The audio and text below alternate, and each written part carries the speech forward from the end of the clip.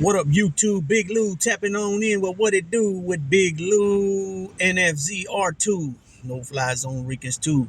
Be sure to catch the No Fly Zone Ricans today, Wednesday, the 31st, last day of the month, August 31st. Will be on at 7:45 p.m. Eastern Time. That's 4:45 p.m. Pacific Time and 6:45 p.m. mid Central Time. So, anyways, I want to drop a little video on some of the hustles in state prison here in California, because I've never been to any other prison system in any other state but California. Some of the main hustles are tattooing, drawing, making cards like for birthday cards, holiday cards. Also, drawing portraits. Some people make tattoo ink. Some people make, they come up on guitar string and they make needles for the tattoo gun. I've met people that in there that they hook their gun up tight, like on the streets, where it's just not just made out of a piece of pin, the plastic of the pin cut as a tube, you know what I mean, and then just the motor from the CD player, but also they made it where it was like bondled. They bondled it out, and it was big like a tattoo gun on the street. And they also made eight needle shaders, 4 needle shaders, 16 needle shaders, just like a professional gun. Shout out to the homie Pancho from Salinas. He used to do this, and then he taught a few other guys how to do it. And he did matter of fact, he did this one in here, in the inside of my arm here, and then he hit up some old work over here I had. And matter of fact, and he did my Puerto Rican, the map of Puerto Rico right here with the congas inside, and it says Borinquen, which means that's what Borinquen was, the name of Puerto Rico before it was called, the Spaniards renamed it Puerto Rico. He did that one too. I forgot about that. Anyways, that was done. We were in Avenal State Prison. This is some years back. Anyways, so he was the only one that I had seen that ever had done that, as far as hooking guys up, showing them, he was charging people for 16, like I said, 16 point needles, shaders, 8. I think he had 16, 8, and 4, I believe, because most of the time it's just done with a single needle, and that takes a lot longer. So if you got 8 needles doing a job of 1 needle, the shading is going to get done a lot faster, right? So you got some people that make ink, right? And how you make the ink, you get you get some baby oil, and you get some different what you do is you get baby oil and you burn it in a you get a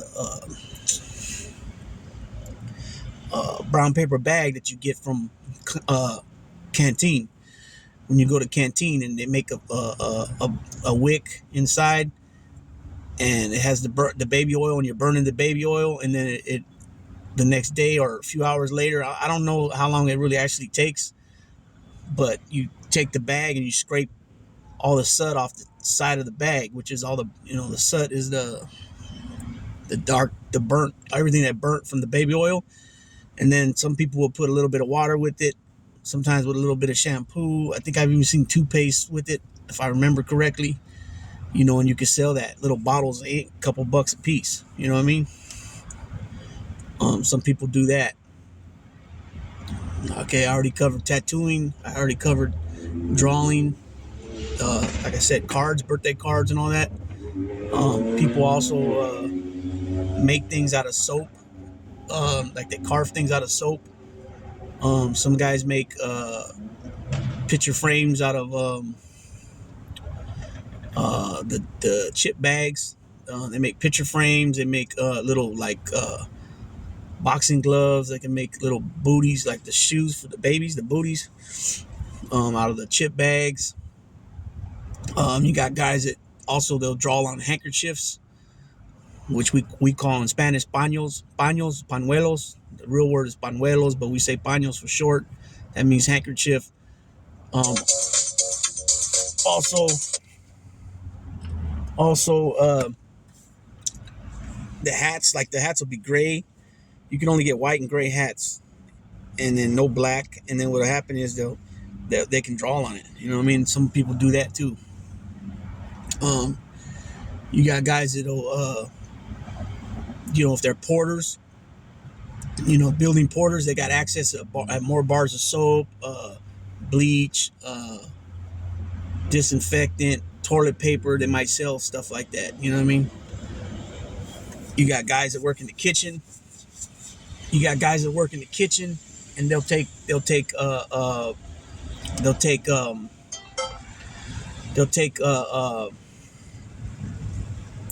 the meats or whatever, and they'll sell the meats. You know what I mean? They'll sell meat, like if it's hamburger patties, maybe chicken.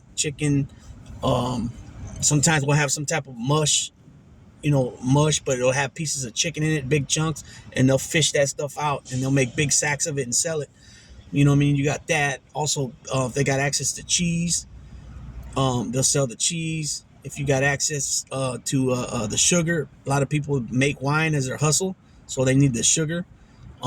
Packs of jelly, peanut butter. You make your peanut butter and jelly sandwiches. So your grape jellies, your strawberry jellies, whatever kind of jellies they got. Also packs of syrup, for your pancakes and all that. People will buy that off your tray because they're always making wine. That's their hustle. They make wine all the time. It might cost them, $20 to buy everything, and they turn around and make, up to $100 or more, depending on how much they make. You know what I mean? The only thing with that, if you get caught making wine, they'll get you for manufacturing alcohol, and it's 120 days you lose, which means anything over 90 days that you lose, you can never get it back. And what I mean by ever get it back is if you get, say, 90 days taken away for, say, mutual combat or something like that, they'll give you 90 days of good time taken away. And then what they'll tell you is be clean for 6 months. And then you go see your counselor, and your counselor will take you to committee, and you don't really have to be there, but then they'll get, it's called restoration of credits, and you'll get back that 90 days. You know what I mean? So whatever the courts, if you're doing halftime of the courts and they give you 90 days, you got to do 45 days of that. If you're doing 80%, you got to do 80% of the 90 days. If you're doing 85%, you got to do 85% of the 90 days. But anything over 90 days that they take for you for good time, work time, or any of that, you're not getting back. So when they bust you with alcohol in the pen, they take 120 days from you. You're not going to get that back. You can't get restoration of credits on it. So that means if you're doing halftime, you're going to do 60 days on it. You know what I mean? If you're doing 80% because you're a striker that got doubled up, then you're going to do 80% on the 120 days. If you're a violent, you're in there on a violent crime, you're going to do 85% of that 120 days. You also got guys that make, besides the pruno, you got guys that make grilled cheese sandwiches. You got guys that fry up burritos and all that, and they'll sell them. They'll make, they got their own stuff that they buy, and then they, certain days they fry food and they sell them. You got guys that make candy wheels. That's a pretty long process, because you caramelize the syrup. The syrup, you caramelize it, you cook it, and it caramelizes. Then you get your cookies from lunch, and these guys that do this as a hustle, and they're buying up everybody's cookies, everybody's peanut butter, everybody's jellies, everybody's syrup. And then they'll get stuff from the store too, like duplex cookies. That's the little cookies with the brown one on one side, the chocolate on the other side with the cream inside. They'll get those. They'll add maybe even some cereal on it, some Fruit Loops they'll throw on it. So basically what they do is they take the cookie, the oatmeal cookie, the snickerdoodle cookie, or the chocolate chip cookie, and then they cook up the peanut butter and all that, the syrup and the jelly and all that, and they put it on the cookie, and it's called a candy wheel. And then you got guys that work in the kitchen as well, where they'll scrape up the cake pans, the bottom of the cake pan after they serve all the cake. They'll scrape all that, and they'll make pies. And they'll sell those for, like, I don't know, 2 soups, a little piece, a little chunk like that, for anywhere from 50 cents to $1. You got guys that'll make tamales. You know what I mean? They'll make tamales in there. They'll sell them on the yard. The only thing with that is that you can't, if it's whoever's making them. So for example, if it's uh if it's paisas, say some paisas, which paisa really means país, which is country. So paisa, and like the word Italians say paisan, it's the same thing. It derives the same thing, but it means countrymen. That's what it really means. But in the system they say paisas, which means Mexican nationals. That's what basically a paisa is. So if the paisas cook it, and then they're going around trying to sell the tamales, the only ones that really can buy it from them are other paisas, whites, Southern Latinos, and probably Native Americans. Um, oh, and the blacks might be. The black could probably buy them from them, but then sometimes the Southern Latinos will get. They don't want that happening. Um, us cats from Northern Cali, Northern Latinos can't eat it. You know what I mean? But I know now that a lot of things have changed in there now. So I haven't been in there in 5 years, and it just was gonna about starting when I left. I was about 10 months away from all that when they start mixing the PC with the GP and all that. So I don't know how it is now. It's I don't know. I ain't gonna comment on it. I don't know. But you got guys in there to cut hair. You could be the institutional barber, which means and every group segment have their own barber. So the whites have their own barber. The paisas, which are the Mexican nationals, have their own barber. The Native Americans have their own barber. The Northern Latinos have their own barber. The Southern Latinos have their own barber. The blacks have their own barber, so on and so forth. And the others. And usually that's an Asian dude, maybe a Samoan, could be a Puerto Rican. You know what I mean? But I don't run Puerto Rican in the pen. Everybody knows I'm Puerto Rican. Don't get me wrong. Everybody knows I'm Puerto Rican. I make it well known. Everybody knows. I usually always got my chain, my beads, Puerto Rican flag. Then I'm not the only one. There's a lot of Puerto Ricans that don't run Puerto Rican. There's a lot, especially if you're from the Bay Area. And there's a lot from down south, the LA area too, San Diego. They run with the Southern Latinos. You know what I mean? It is what it is. It just depends where you grow up. I grew up in Northern Cali. I grew up around the homies. Same thing down south. The Puerto Ricans down there grew up around the Southern Latinos. Some Puerto Ricans grew up in the Crip neighborhood. Some Puerto Ricans grew up in the Blood neighborhood, and that's what they'll run. It is what it is. You know what I mean? You'll see a Puerto Rican my color. It ain't got nothing to do with them being dark and all that bullshit, because that's a misconception. All Puerto Ricans are black and this and that. No, it's not true. I mean, yeah, somewhere down the lineage we got, because they say everybody they say is either African, that's got African blood in them, or Jewish blood in them.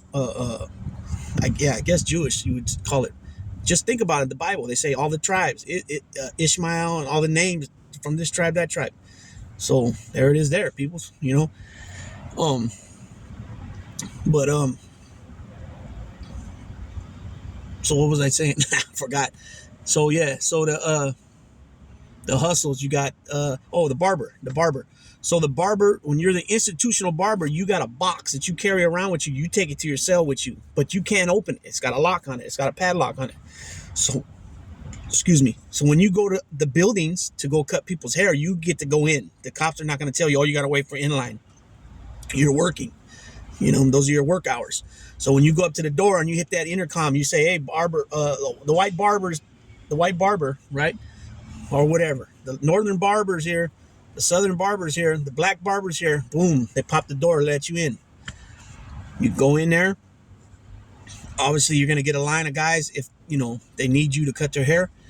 And you're going to get paid from California Department of Correction, or that prison is going to pay you from your ducat, right? And that's the inmate. What was it? The inmate assignment office. Excuse me. The assignment office is the ones that give you your ducat with your number on it, and if it's a pay number, and pay number means you get paid for your job. Not all the jobs in prison you get paid for, right? So what you'll get paid, like, man, you might get paid. I'm not really sure what barbers get paid. I'll tell you this. I had a job one time in the gym. I was the recycler in the gym. All I did was, just before count cleared, I would go around and throw everybody's garbage away. And then the big trash cans, I would take the bags out and put them outside, put them by the door in the gym. And I got 9 cents an hour. That's it. 9 cents an hour. And every month it would add up to like $10. and they would take 55% of that. 50% towards restitution, 5% goes to the inmate trust account office for doing the paperwork.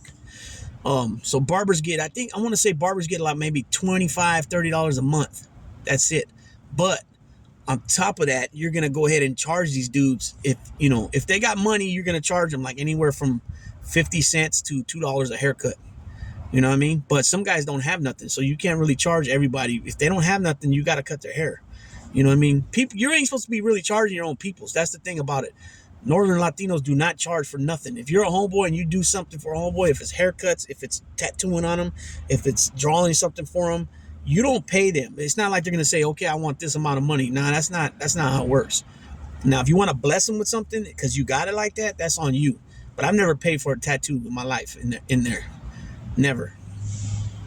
And I got my arms all done. I didn't pay for any of these. These all homeboys did all these for free. Haircuts were free. Anything I got from homeboys was free. That's way out when I hear people saying I charged him, he owes me money. That's weird. To me, it's weird because you're supposed to look out for your peoples. You know what I mean? So now, like I said, if you balling like that and you got it like that, then yeah, if you want to bless somebody, somebody gives you a haircut and throw them a couple dollars, whatever. They do a good ass tattoo on, you got it like that, bless them. If you want to do that, but to put a price on it, saying this is what you got to give me, that's out. That don't happen. So another thing, like I said, besides the foods, the barber, it's up to him. So you figure he gets paid like $30, $32, $36 from the institution. And then he can make, you figure when he goes in there to cut hair, he's probably going to cut like 10 people's hair, at least 10 heads, at least. And the way it's set up as well is that you cut that side, one side of the building, if it's A side or C side, depending where you're at, what building. One side for whites, Southsiders, and Paisas, and Native Americans. The other side's blacks, Northern Latinos, and Asians. And what I mean by Asians, others. So Samoans and Asians, Indians. If you're not, put it this way, if you're not Mexican, black, or white, or Native American, even Native American used to be down as others for many years. Now they got their own bed card. It's a yellow color, and it's Native American. It says AMI. And everything's segregated. Everything's segregated here in California. The way I just split it up right now and just told you, one side is blacks, Northern Latinos, and others. The other side's whites, Southern Latinos, Paisas, which are Mexican nationals, and American Indians, which they don't like to be called Indians because really they're not Indians, they're Native Americans, right? Their peoples were here first. And I don't care if you're talking about Mayans, you're talking about Aztecas, you're talking about Toltec, if you're talking about Incas, if you're talking about my folks, Taínos, they were here first. So when Christopher Columbus and Ponce de Leon and all these other ones, Cortez, they landed, they took over. But in the case of the Caribbean, Christopher Columbus thought he landed in India. So they started calling it the West Indies, right? Which is not true. That's where the word Indian comes from. But no, Indian, if you're Indian, you're from India. Punjabi Indian, Hindu, you know what I mean? Native Americans are Native Americans. So everything, when it comes to state prison in California, everything is segregated by sides. The day room, which consists of the TV and the tables and the benches, the phones, the showers, the handball court, the basketball court, the workout bars. Even sometimes when you're in the gym, even some of the toilets are segregated where you can only use certain toilets. The couple of times I was in the gym, let me see. I was in the gym in Pleasant Valley. It wasn't like that. We can just use the toilets. When I was in Tracy Gym, and I'm trying to remember Tracy Gym, which they shut that down a long time. They shut all these gyms down like about 10 years ago, 12 years ago, 12 years ago, because it was so overcrowded, man. You had triple racks in the gym. They were using gyms as housing units. Then they started using the day rooms where they, excuse me, they changed the position of the tables and the benches, and they put racks. They put 10 racks on each side.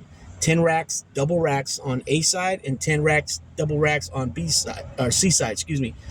And so that was 20 people on that side, 20 people on this side. So you have 40 people living in the day room in 5 buildings.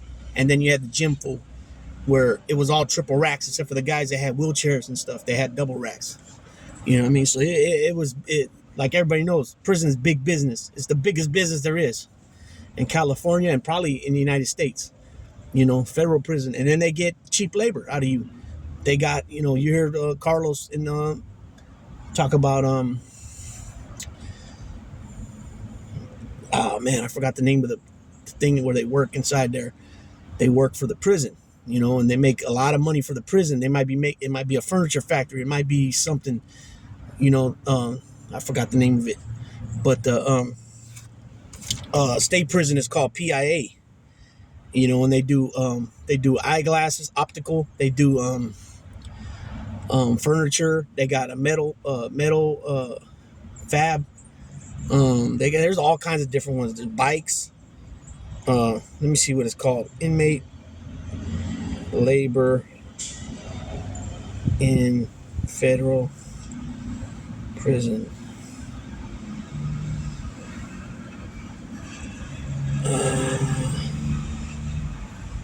I can't think of the word, man.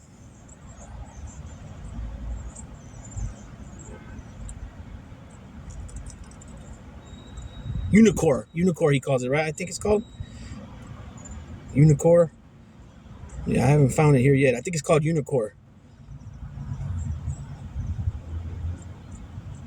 Yeah, Unicor is where the inmates work, and it's cheap labor because they're making a lot of money for the prison and for the federal government, and they don't get paid hardly nothing. Same thing in California. It's called PIA, and you do a lot of the clothes, you know, making the clothes for the inmates. The socks, the pants, you know, you do all the sewing and stuff, and it's cheap labor. You know, to them they're making money because they make, you know, 30 cents an hour, and you know, yeah, it adds up because you don't pay rent and you don't pay none of that stuff, but it's cheap labor. You know what I mean? It's cheap labor, and then you got guys that'll be working on the like the yard crew guys, and there'll be guys that got a lot of juice, like because they've been there so long at that pen that like they can actually. And this is back when back when we had the big bubble TVs. Now they got flat screens, and it's easy to hide those. But when we had the bubble TVs, you couldn't just walk in the yard with the TV. You know, they'll stop you and they'll take it from you. They'll check the name. Your name's not in it. They'll take it. They're like, "What do you got on the yard for?" So you would have to sometimes pay somebody, like the recycling guy that would go to the buildings and throw the trash, and he would separate the you know, he would separate the cardboard and all that, but also he would take the carts back into the buildings after they're emptied out, so he can go in there with TVs in there. You know what I mean? Maybe even boombox radios, because we had some of those too. You know, and you would pay him to get what you needed to get from one building to another building. That's another hustle in there. Laundry. People that work in the laundry for, you know, that's their assignment for the prison. They got access to all the new clothes, you know, so you know, you want to get new towels, you want to get new socks, new shirts, new boxers, you know what I mean? Not only that, they'll hem them up for you, they'll sew them up for you. Your pants, now they took away took away the jeans that we had. You know, everybody used to like to look, you know, what we call the slang word, the old school slang word, cholo word is banderoo. You be banderooed out, right? Your tramaos, your calcos and all that shit. Those are all cholo words, right? And they took away our jeans. You know, they were like Levi's, blue jeans, you know what I mean? And, you know, you'd be all creased up, nice baby cut for your visits and all that. So they took those away from us. And now we got these pants, they're pull-up pants, you know what I mean? And they say CDC, which is California Department of Correction. And since Arnold Schwarzenegger was the governor, he changed the name from CDC, which stands for California Department of Correction, to CDCR, California Department of Corrections and Rehabilitation. So he has that going across on the thigh, CDCR, and then down inmate. And those are blue pants. And then yellow or gold, it says CDCR inmate. And then we'll get those we'll get them done Some will get boot cut, for your where to visit. And you get it measured. Like some guys will get. I think mine was a 10.5. I had it at 10.5 on the bottom because 9.5. That boot cut was too small. It went wide and then too like this, wide, and then when it goes to the bottom, too narrow. I'm not with that. Yeah. I wear yeah. No.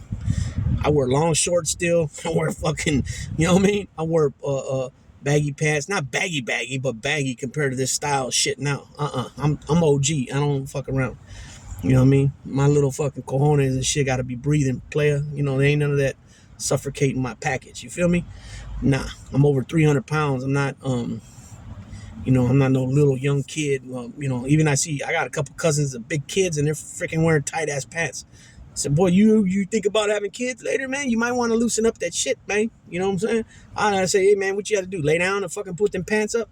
The ladies used to, jeans be so tight they had to lay down and pull them up.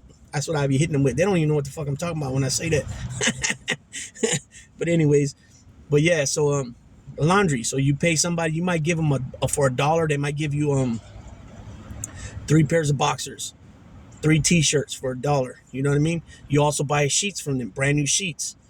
And then also the last thing they took was our button-up shirts, because you can still have those newer style pants, but you wear a button-up shirt to the pin, you look, let me show you what I mean. Let me see if I can put this here so you guys know what I'm talking about. But then again, I don't want to put let me see, I'll show y'all right now.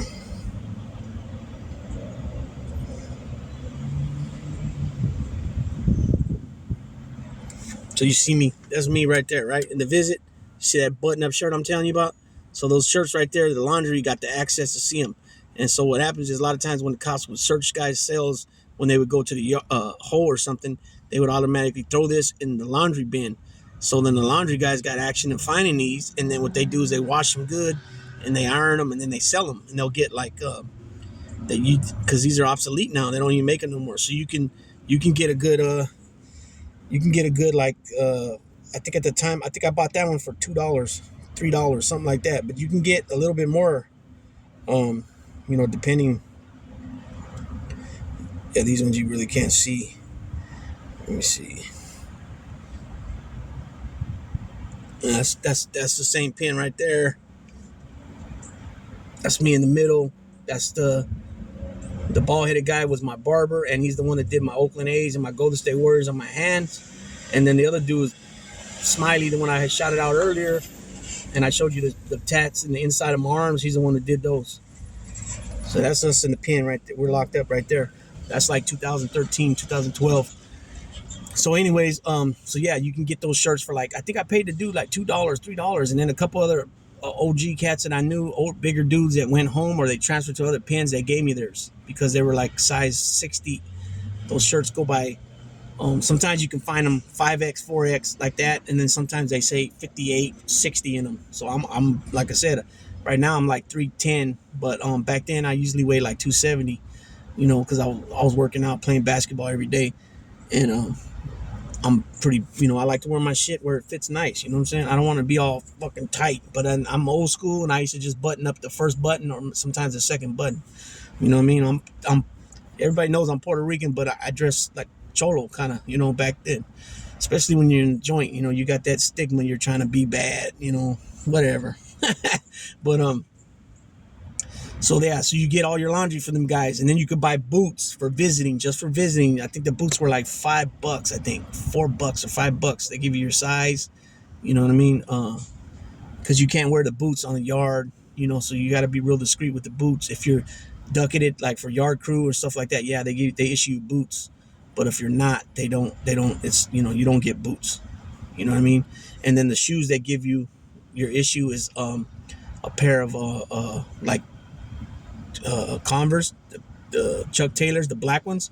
They're just like that, but the bottoms are a little bit fatter, and we call them bubble gums.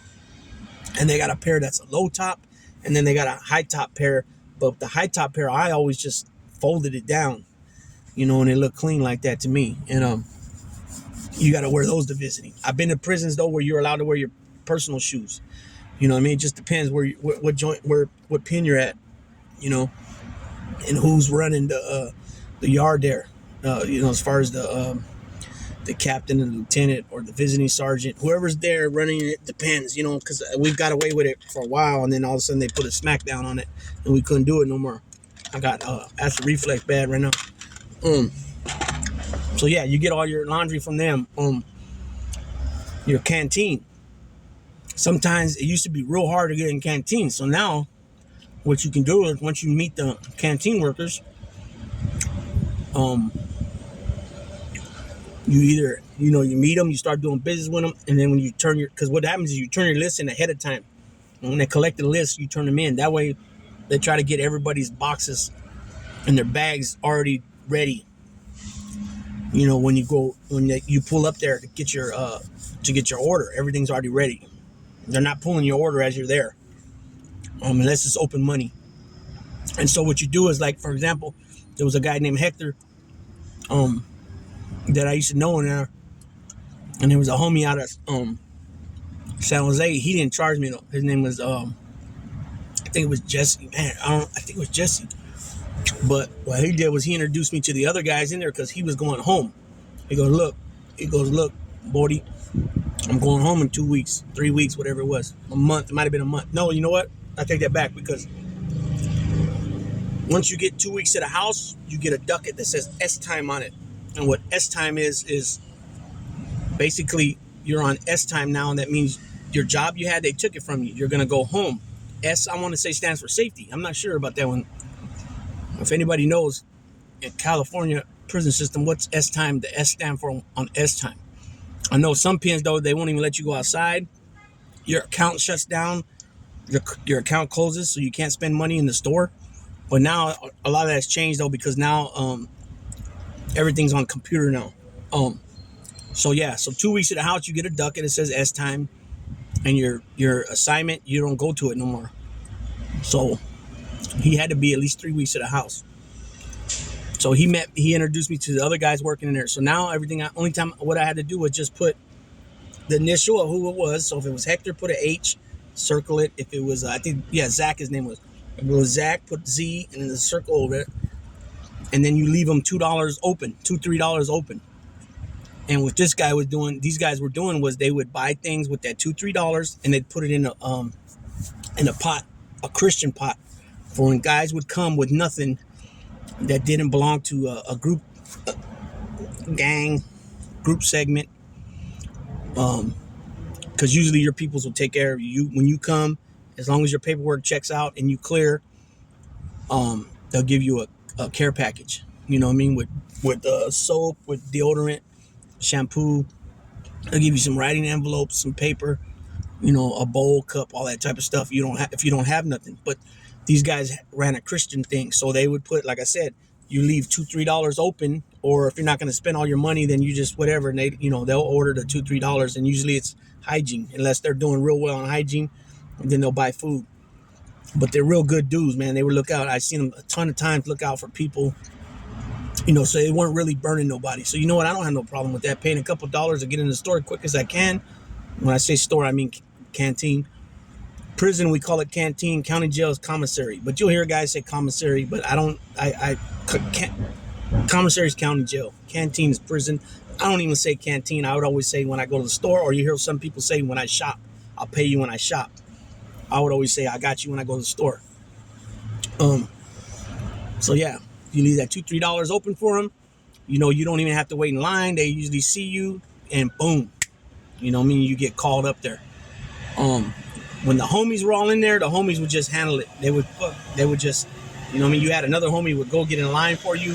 He would help you carry the stuff. He would help you carry the stuff back. You know what I mean? And all that. That was all good in Hollywood. It all worked out. You know what I mean? But like I said, you give them a couple dollars. And the canteen, the free staff, because all them jobs, the laundry, free staff, kitchen, plumbers, if you work for the institution, you're the plumber, all those jobs have a free staff. And what the free staff means is they're not COs. They're just people that live out in the outs, and they come to work to the prison, and you work for them as the plumber, as the electrician, as the whatever your job title is, and they're called free staff. Just same thing with all the instructors in the classes and GED. They're teachers, but they're free staff.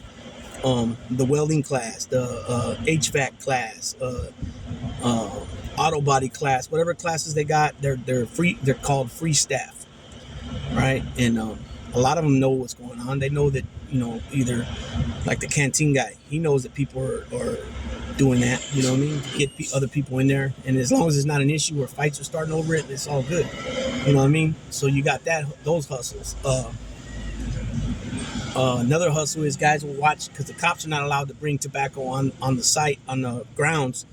They're supposed to leave their cigarettes in their car and their cell phone in their car.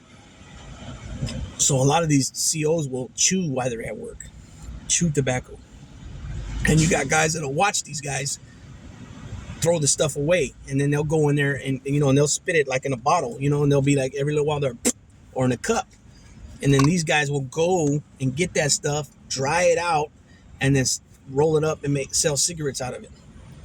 It's pretty nasty. I seen dudes too that cops would be on the other side of the fence, like here we are in the yard, but we could see them through the cyclone fence, and these guys would hook up a thing, to fish it through the fence and get it. They were making money, they were selling it, but it's nasty. It's coming out of somebody's mouth. They're spitting it. Yeah, okay, you're drying it, but it's just it's nasty. It's just like dudes with pills. They go to get their pills. They put it in their mouth and they spit it in their cup or whatever they do. You're getting their saliva in there.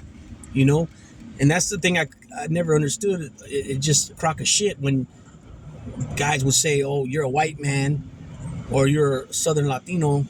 You're not to buy, you're not to eat with a Northern Latino or a black, but yet you're buying pills that just were in my mouth, or tobacco that I had put up my ass for security reasons, and then I take it out and you're buying tobacco from me. I mean, how does that make any sense? I mean, where's the there's no hypocrisy, there's no contradiction there. That's crazy, man. But it is what it is, and that's where a lot of these dudes get themselves in wrecks, because they try to push a hard line about certain things, but then when it comes to them indulging in drugs and alcohol and tobacco or whatever else, they think they can bend the rules and break the rules and da-da-da. And then it always comes back to bite them in the ass. You know what I mean? Let's get something clear here, too. When it comes to skinheads, a real skinhead, if you go back to like upstate New York and Pennsylvania, those skinheads from over there, they don't use drugs. They're against drugs because they're talking about the betterment of their people, purifying their race, right? So how are you benefiting your people and purifying your race if you're putting toxin and poison in your system? These skinheads over here in California and these other ones that run around, they're usually big time drug addicts. You know what I'm saying? It is what it is. It's just a little food for thought, a little whatever. Like I said, I don't got nothing against none of these guys. When the whole thing with MRE came up, it's like he's always treated me with respect. So therefore, I don't give a fuck about whatever he done before, whatever he really believes, or whatever he used to believe. If that's even the case, that is irrelevant to me. That's that man's business. And people were like, "What are you, blind? No, I see what I see, but I'm going off of how you treated me." And when I tell the story about how I could be in a bunk 6 and bunk 7 across from me, or bunk kitty corner and bunk 9 is two skinheads bunked up together, and they treat me with respect every day. Good morning, Big Lou. Good morning, Bordy. Good morning, Tito. Whatever my name was at the time, because I have a couple different names. Good morning, sir. Hey, good night, brother. Hey, how you doing, man? Oh, how's your day going? Same thing, back and forth. It's respect. What, I'm gonna go up to him and sock him because he has a fucking Hitler or a swastika tattooed on him? Nah, man, that's not how it works. So that's what my argument was.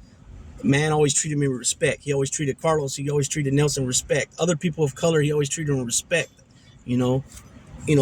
People have certain ideologies and believe things. You're not always gonna agree with them. There's some things that I could say that I know people ain't gonna agree with me. They'd be like, "Damn, dude, you're crazy." Like when it comes to the fact is, I won't call the cops on nobody.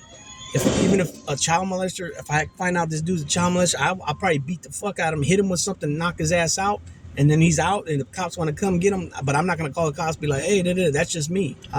It is what it is. But anyhow, back to what I was saying about the hustles. So you got the laundry, right? You got the canteen. You got, also another hustle. If you're a plumber, in the pen about, let me see, maybe this was probably like 08, 09.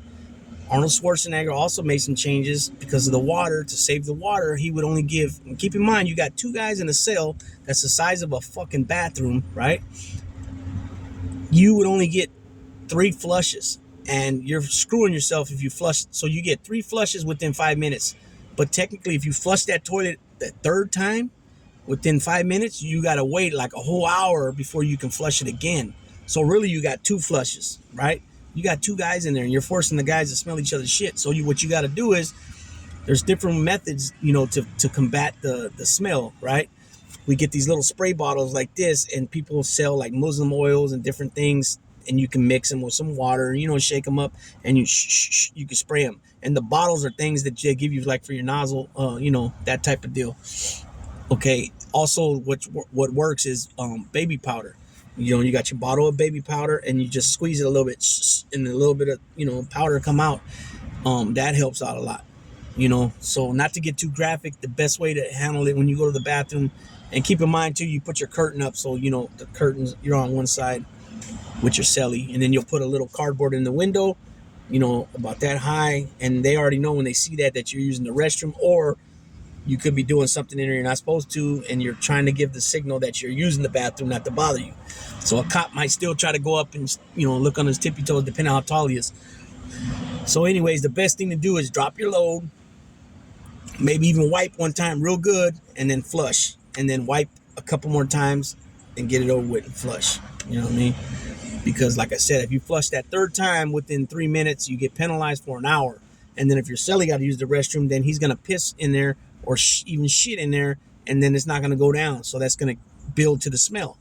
So yeah, it kind of sucks. So anyways, you pay these plumbers, the inmates that work for the plumbing, they go in there and they take off that thing, and you pay them either a jar of coffee or a book of stamps. Jar of coffee goes for $6. A book of stamps goes for $6 on the main line. In reception, a book of stamps you only get $3, $3.50 tops in revenue for it. A jar of coffee costs almost, I think it was, last time I remember, it's $8.25 a jar. That's just an 8-ounce jar of Folgers, and it's only worth $6 in there. So that's what they charge. Mostly everything in there is a book or a jar, right? And sometimes it might break down to something, whatever it might be, like say a flat screen TV, and they want $30. It'll be 5 jars or 5 books of stamps, or a total of 5, because they're selling the TV for $30, whatever. So you got, that, right? That's another hustle. Another hustle is if you're an electrician, you can go in there and you can run their new cable line, and give them longer cable, because you got 2 people, right? And you only got you only got one cable line in the wall. I'm trying to remember. Some prisons it's just one, some is 2. So you got to get a splitter and all that. So then you buy all that from them. And then a lot of times they'll come in there and they'll hook it up for you. Then you got some that work for maintenance, and they'll come in there and paint your cell for you.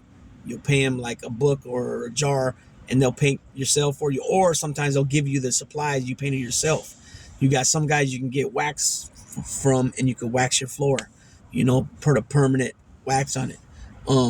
You also got the hustle of guys that fix electronics, fans, TVs, Walkman, radios, Walkmans. They might solder things, because the headphones, the jack, and all that stuff. So that's another hustle.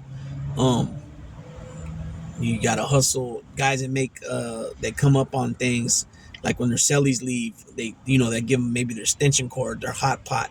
Oh, that's another one. The hot pots. The guys will go in there and rig it because they got it now where the hot pots, they won't boil. They just get hot, the water.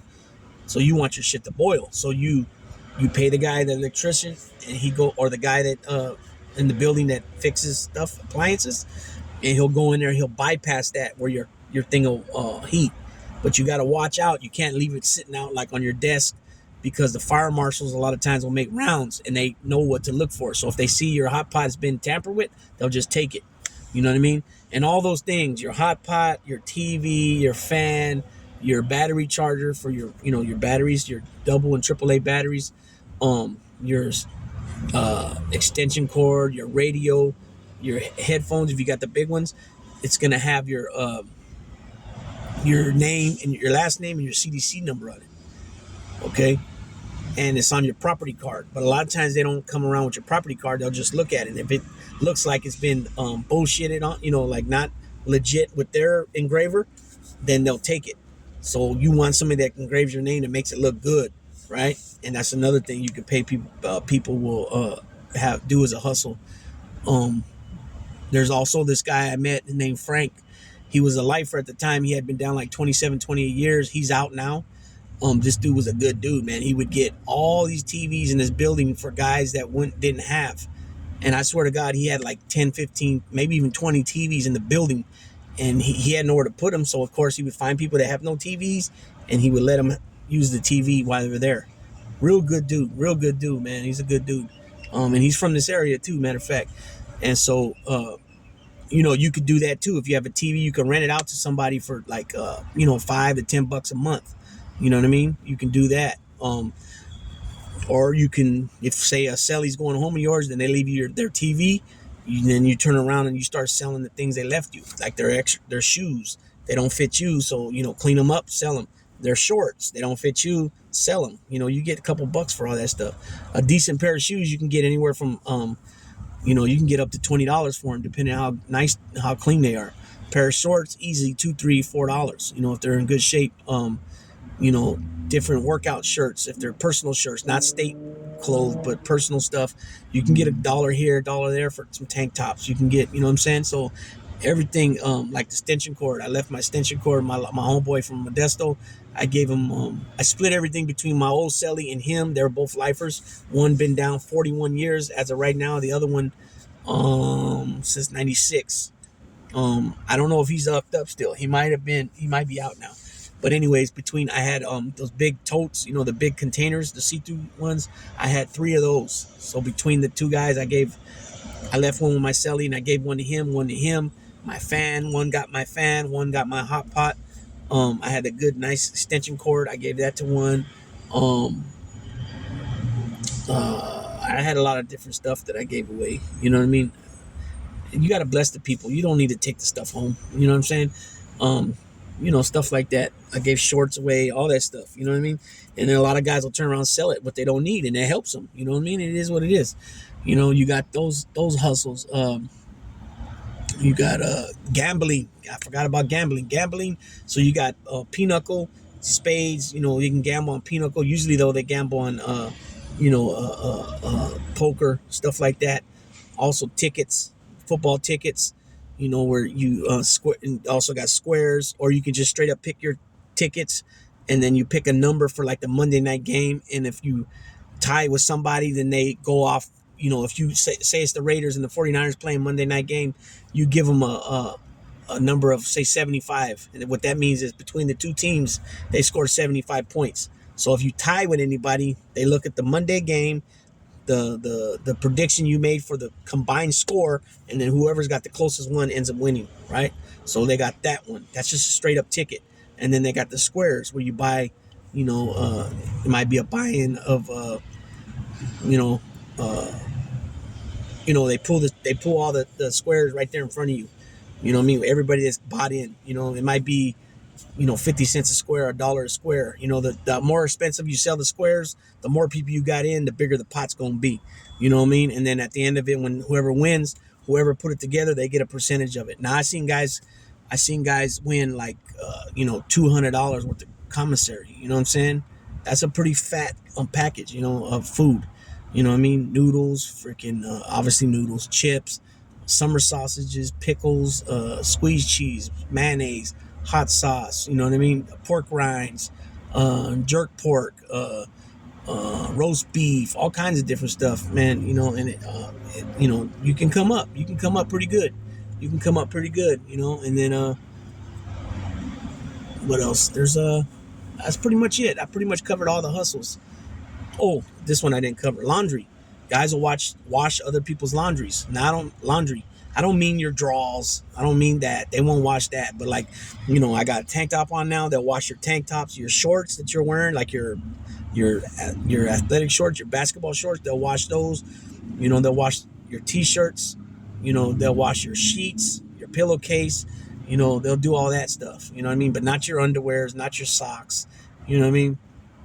They'll wash your state clothes, your blues, because you don't really want to send your stuff into the laundry, because what they do when you send your clothes in the laundry, you got your own laundry bag with your bunk on it if you're in a dorm, and your cell if you're in a cell. And basically all they do is it's a huge washer machine, and all they do is just throw the laundry bags in there. Everybody's shit together, and you can't send your personal stuff. I mean, you can, but a lot of times it comes up missing, stolen, because when you're at that pen I was at, Pleasant Valley, your laundry goes to a totally another prison, and then it comes back. So the last time I was locked up in Salinas, all I would wash was my floor towel, my sink towel, and my toilet towel. The towel I used to wipe the toilet, the towel I used to wipe the sink, and my floor towel. So anytime I bird bath, I would use that towel to, get up all the water like a sponge, and then squeeze it into the toilet, and then so on and so forth, like a mop. And then also use it when I would wash when I would clean my floor with my disinfectant and all that, And then every other day I would get under the bunk, so I would pull everything out from under the bunk, and then get up under there, and mop my floor with the towel. Every week I would send that towel, the floor towel, my sink towel, and my toilet towel in every week, and that's all I would wash. Everything else would be washed by hand. You also got guys that besides being in the laundry, they sew. They sew. Like I said, your pants. They can hem. What's that word when you bring them in? In the inside of the pants, instead of cutting them, you fold them in the inside and you sew them. They do that. They'll cut the bottoms and they'll restitch it. You know what I mean? Some guys will cut the sleeves and make 3/4 sleeve, or the button-up shirts, or even the pullover shirts, because now a lot of them is pullover. Yeah, that's pretty much it. That's how it goes in the pen with the hustles. If I missed any, that's because it is what it is. Okay, let me tell you what I mean by that. I'm not going to go into the details about how they get it there and all that, but you got tobacco now. They outlaw tobacco. You can get tobacco. There's a lot of different ways to get it in there. I'm not going to get into all that, but you can sell the cigarettes, Pinner cigarettes. I mean, thin ones for like $2, $1.50, $2. And if you want to fatten them up, you can get up to $3-4 a cigarette, right? And then also weed, and of course dope. Something like when it comes to black, for example, we call it black over here, tar, carga, estofa, chiva, negra, all that. Something that costs $5 on the street, you get 50 for it in there. Something that costs $10 on the street, you can get about $100 for it there. A gram that's $40 to $50 on the street, you're gonna get about 250 to about 350 for it inside. You know what I mean? So something you buy for $100 on the street, you can get about probably, I'm just estimating real quick, about $1,000. And I'm thinking I'm off on that. So put it this way: if you get a whole pedazo, which means a piece, an ounce of that shit, it'll cost you about $500 to $600 on the street. You can make probably about 15 grand, 20 grand off it inside, right? And I'm not going to speak on that no more as far as what comes with that. I'm not gonna, like I said, I'm not gonna indulge on how you get it in there. You guys can use your imagination on all that. Everybody's got a price pretty much when it comes to that, and people will do things to get paid. Just put it that way. And that's about it. So I pretty much covered all the hustles. This video was way longer than I planned on it being. I only thought it was going to be maybe 25-30 minutes. It's pushing almost an hour, 54 minutes. And I covered a lot of stuff in here. If anybody got questions, go ahead and post them. And also you can ask me the next time I do a live. I'm not, like I just mentioned, I'm not going to get into details about how you get it there. The ways to get it in there. I'm not going to touch any of that. On the illegal stuff, also another big hustle, cell phones. Cell phones, another one. Again, I'm not going to touch on how they get them in there, but it's a huge margin of profit. You know, you figure a phone that costs you $50 on the street, even the prepaid ones, $50 on the street, you'll get an easy, you know, the guy bringing it in or whoever's bringing it in for you, they might charge you, because you're not going to just have them bring one, you're going to have them bring 10 plus in, and you're going to pay them, you know, so you might, you know, I don't even know. I never dealt with any of that shit, but I know that, you know, you buy one for like 50 on the street, you figure 10 of them, that's $500. You know, you're gonna probably end up paying the person maybe $2,000 to bring them, you know, 10 of them, but you're gonna sell them, you know, each one for like probably 500 each at least. So, you know, you're gonna make your money, you know what I mean? And if it's more fancier phones like Androids, Galaxies, and obviously iPhone, or was it, yeah, iPhones, you're gonna get, I don't even think nobody even mess with those because the margin is way so high. But you know, they make a big deal if you get caught one of them. You know, your peoples. You know, I've heard of a couple guys getting killed, and you know they want you to pay for it. You know, so I did my best not to even mess with those too much. I had a homeboy that I met at another joint. I knew him from some years back. He used to, he used to mess around with those a lot, and he would let me use it every now and then. I just had to send him the word, and he would send it down to me. You know what I mean? But yeah, it is what it is. So with all that being said, Big Lou's gonna tap on out. Those are the hustles. State Prison, California. And again, if you guys got any questions, go ahead and shoot them in the comments section.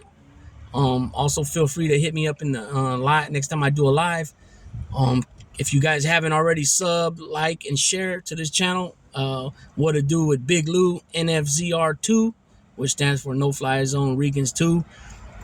Please do so. I'm gonna be doing more to this channel as far as dressing it up with the thumbnails and intro, outro, and just doing the best I can to dress it up better so I can start pushing, you know, to get myself out there more. And also the No Fly Zone Ricans. If you haven't, go check us out over there. I'm part of a 3-man team. Nelson, Carlos, and myself. 2 New York Ricans from the East Coast, Big Apple, New York. They live elsewhere now in the Southeast. I'm always West Coast, West Side, Wednesday, like it is today, West Coast, Northern Cali, Northern Califas, Norte Califas, however you want to say it. I bring my perspective, they bring their perspective, and it's all good in Hollywood. And we're more similar, the sides are more similar because of who we are as far as our bloodlines. We're similar. Even people in general, man, you know, you think, oh, they're white, they're black. No, we're more similar than not, you know, especially if you came up in a certain era, you came up living a certain way, you know, that hard life, you know, that poverty crap, whatever, you know what I mean? But also sub, like, and share at the No Fly Zone Ricans. We will be going live today at 4:45 p.m. Pacific time, 7:45 p.m. Eastern time. Be sure to catch us today at the No Fly Zone Ricans. Show us some love. If you've never commented before, we hope to see you over there. We hope to get new subscribers, new visitors that feel like it's the place to be, which it is. We don't promote negativity, none of that bullshit. We try to keep it straight and narrow, and it's all about keeping it a buck with us, keeping it 100. We don't bullshit, we don't embellish, we keep it real. You can always ask us anything, and we're gonna keep it real with you. You know what I mean? So with that being said, Big Lou's gonna tap on out. Be sure to sub, like, and share at What It Do with Big Lou NFZR2, No Fly Zone Ricans 2, and the main channel, the mother channel, No Fly Zone Ricans. We're going live today. We always go live Monday, Wednesday, Friday. We got something big coming to our platform, and he has a huge platform of about 71,000 subs. He's got a huge following on Instagram and all that. He's got a hell of a story. He's supposed to be coming on September 13th, which is a Tuesday. So we're going to be coming on Tuesday that week. I don't want to put the name out there yet, but hopefully if everything runs right, probably next Thursday or Friday on the No Fly Zone Ricans, the community page, something will be there about it. And we want everybody to tap in and join and listen to this guy's story. And I have also been reaching out to other people with big platforms, different genres, you know what I'm saying? Because we do a wide variety of topics, and we do some interviews with different people. It's not all, you know, like we met in the mob genre, but we're not with all that, you know what I'm saying? Follow my, catch my drift. Anyways, again, Big Lou, gonna tap on out with What It Do with Big Lou. Be sure to sub, like, and share at What It Do with Big Lou, NFZR2, and at the no-fly zone Ricans. Y con esto, vaya, arroz con gandule, tu sabe, chico. All our veterans out there, as always, nothing but love, respect. We salute everybody that's helped to keep our freedoms intact here in the United States of America. I am Puerto Rican American. I represent both flags. It means a lot. Our soldiers mean a lot, and it should mean a lot to everybody else. There's no way and no reason why so many veterans should be homeless on the streets like this. Yeah, they had a rough time. They've been involved with certain things, but we should have programs in place to get these people, the help they deserve. And I know sometimes people are hard-headed. They don't want to go that route. They don't want to listen. I get all that, but sometimes you got to push harder because these people put their life on the line. You know what I'm saying? It is what it is. We need to really appreciate it, who these people were and are. Gone.